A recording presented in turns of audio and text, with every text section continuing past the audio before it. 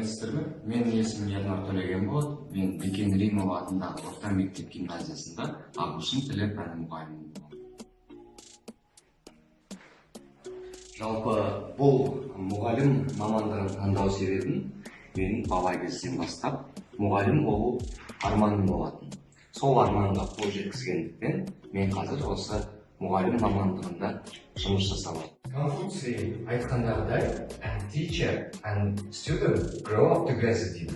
Ол яғни мұғалім және оқушы тәрбие жағынан, рухани жағынан бірге өседі. Why I decided to be an English teacher? You know, I just enjoy the process teaching of English.